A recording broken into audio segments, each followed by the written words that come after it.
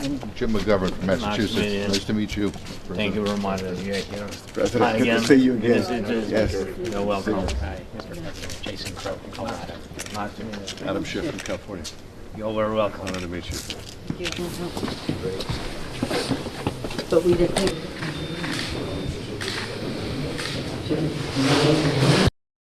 All right, guys. So as you saw there, that is Speaker of the House Nancy Pelosi, along with some other representatives from the United States over there in Kyiv, Ukraine, to meet with President Vladimir Zelensky in the middle of a war with Russia. Right now, this comes as Biden has went back to Congress to ask for $33 billion more in aid as the Ukrainian war with Russia enters a new phase.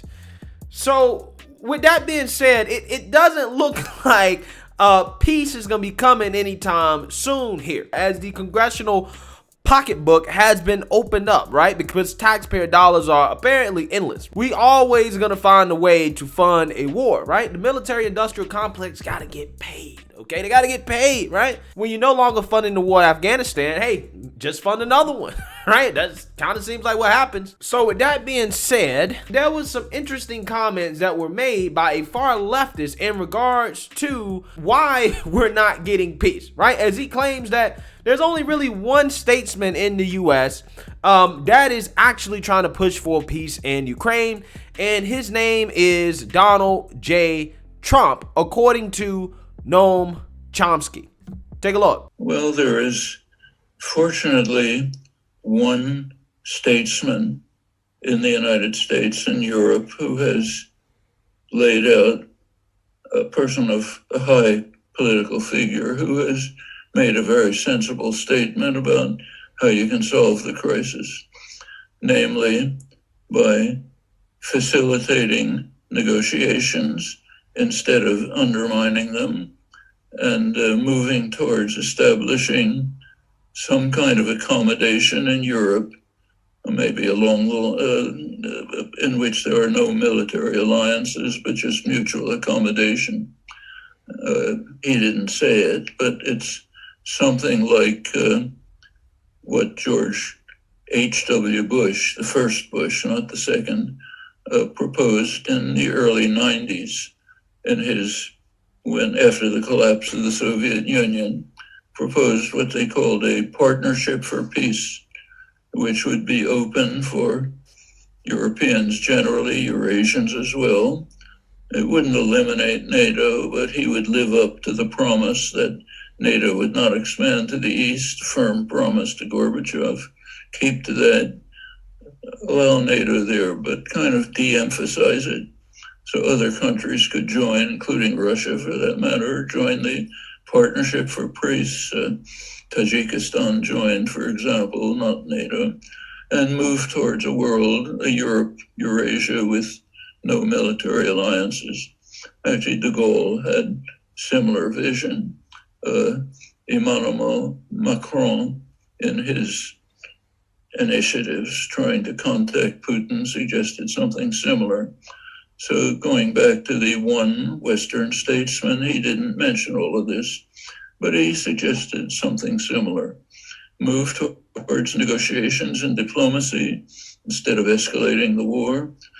Try to see if he can bring about an accommodation, which would be roughly along these lines. His name is Donald J. Trump. Yeah, so if you guys know anything about Noam Chomsky, who is a famous linguist / far leftist, who occasionally comments on international politics and stuff like that, he's praised as basically a god on the left. He's like the godfather of the progressive left. And for him to come out and say that Donald J. Trump is the only Western statement that is truly pushing for peace in Ukraine, that's actually a very big statement, right? That's a very impactful statement that's probably going to drive the likes of TYT and the progressive left insane, okay? So with that being said, it's funny that he said that because Trump actually did come out and call for peaceful negotiations between Russia and Ukraine in order to reach an agreement to end the war. So let's actually look at some of the quotes that he said. Former President Trump on Monday called for an end to the violence in Ukraine weeks after Moscow launched its unprovoked military attack. Quote, it doesn't make sense that Russia and Ukraine aren't sitting down and working out some kind of agreement. Trump, who initially praised Russian President Vladimir Putin as smart over the invasion before later denouncing the move as genocide, said in a statement.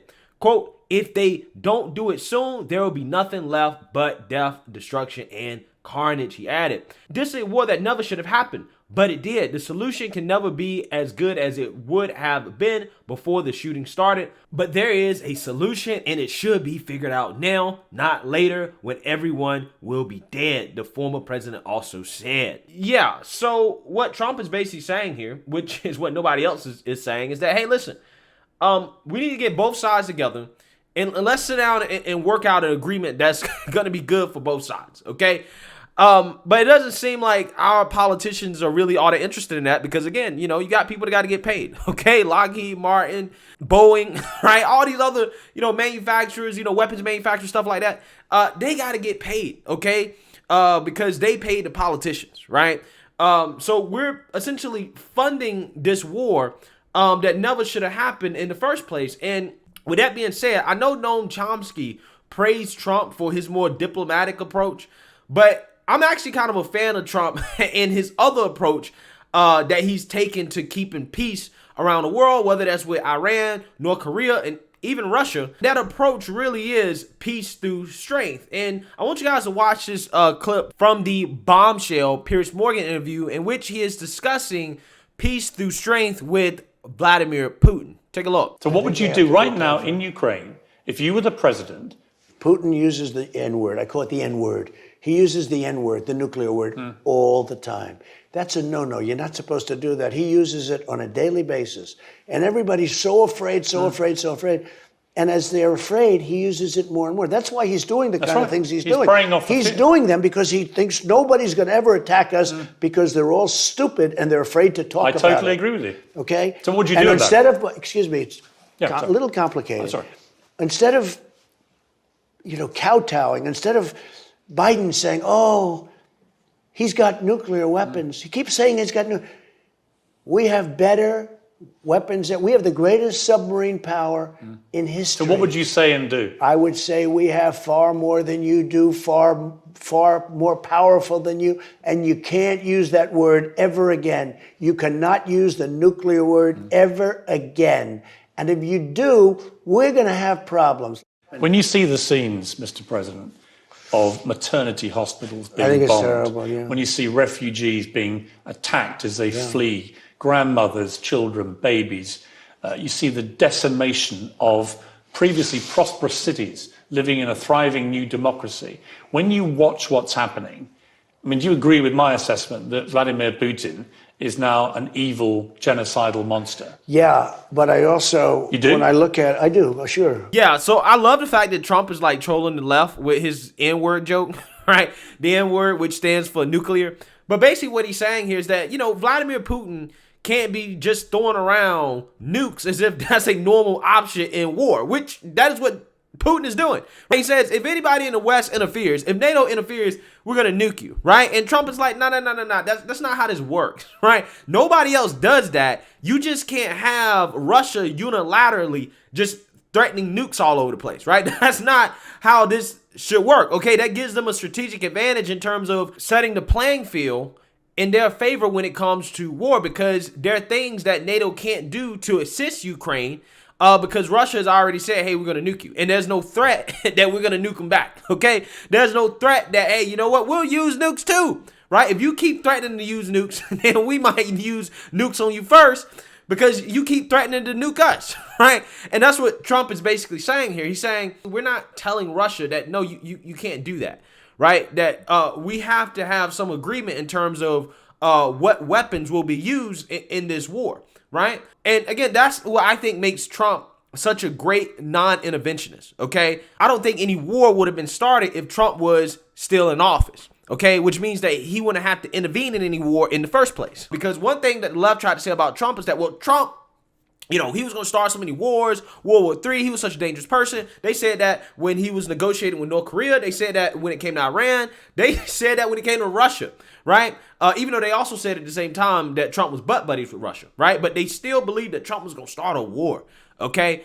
The reason why we did not get any major conflicts under Trump is because we had peace through strength. People knew that if you cross Trump, that he's a crazy guy. He might actually do the things that he's saying, right? Now, Trump says a lot of outlandish stuff, but he says it for a reason. He says it because he doesn't want to appear to be predictable. Biden is very predictable, right?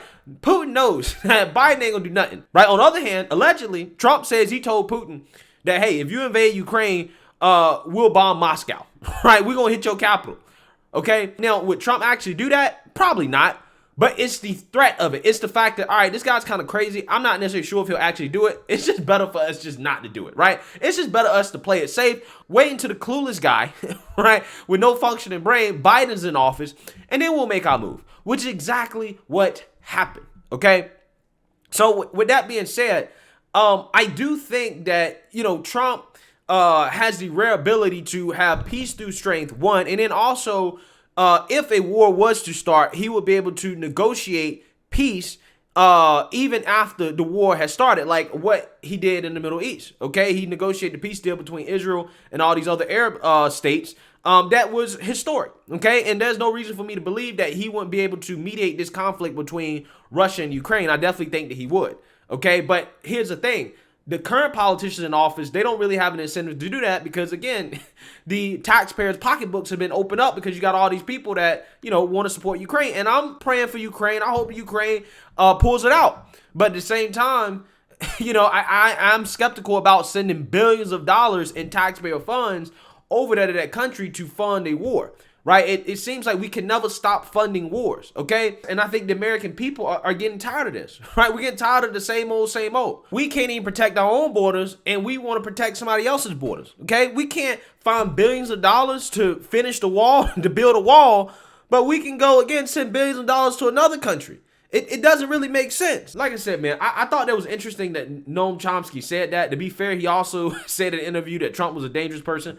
He's also said some crazy stuff about the unvaccinated and the pandemic. But hey, they say a broken clock is right twice a day. So let me know what you guys think.